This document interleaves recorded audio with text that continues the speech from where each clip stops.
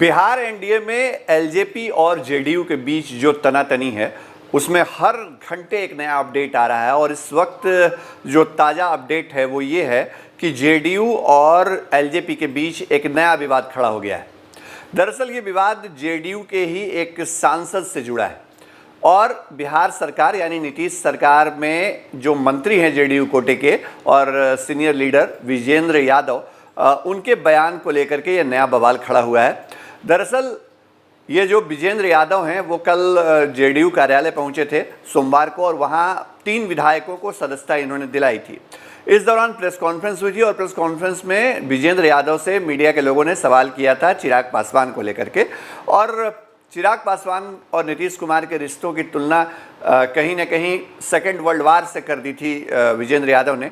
ये खबर थोड़ी पुरानी हो गई, लेकिन नई खबर ये है कि विजेंद्र यादव ने एक बयान दिया था चिराग पासवान को लेकर के कल ही। वो बयान पहले आपको सुनवाते हैं, उसके बाद आपको बताते हैं खबर क्या है। अच्छा, चिराग पासवान ने कहा कि श्याम रजक के जाने से एनडीए को नुकसान होगा, लोजपा का रही है। लड़का बच्चा की बातों को हम जवाब हाँ?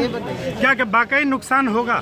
फिर तो कितना अनुभव है बच्चे को, कल तो पैदा हुआ अनुभव भी नहीं है। सर, लोजपा कहना चिराग पासवान एक अच्छा चेहरा हो रहे हैं। क्या चिराग पासवान सीएम के लिए एक अच्छा चेहरा हो रहा है, आपका क्या लगता है? आप लोग चेहरा बनाइए, उन्होंने साफ कहा है सर कि चेहरा बनने में इतना आसान समय नहीं है। बहुत संघर्ष के बाद लोग नेतृत्व में आता है। आपको लगता है सर अनुभव की कमी है? आप एक बात बताइए, इस राज्य में ही नहीं इस देश में बड़े बड़े नेता हुए, कहाँ उनका बेटा उसके अनुसार हुआ। नीचे से जो आता है वो नेता बनता है। बाप के नाम पर एक आध चुनाव जीत जाता है, इस बात को फिनिश। लेकिन गठबंधन में रहते हुए ऐसे करना चाहिए उनको। बताइए, सत्येंद्र बाबू का बेटा सत्येंद्र बाबू हुआ, श्री बाबू का बेटा हुआ, कर्पूरी जी का बेटा हुआ। बड़े बड़े सर गठबंधन में रहते हुए ऐसे विरोध करना चाहिए सरकार का। गठबंधन में है कि नहीं है तो अपना आखिरी सवाल है सर। बोलने दो ना यार जी। आज गठबंधन में भूपेंद्र जी जो बिहार के प्रभारी भाजपा का है, उनके बयान को पढ़ लीजिए, क्लियर कर दिया।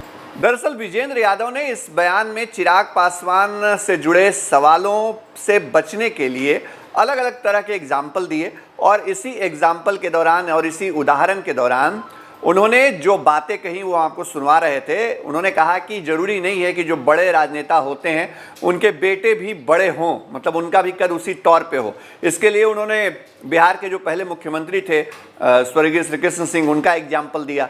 जो कांग्रेस के कद्दावर नेता और पूर्व मुख्यमंत्री थे सत्येंद्र बाबू, उनका एग्जाम्पल दिया और साथ ही साथ जननायक कर्पूरी ठाकुर जो बिहार के मुख्यमंत्री रह चुके हैं, उनका भी एग्जाम्पल दिया।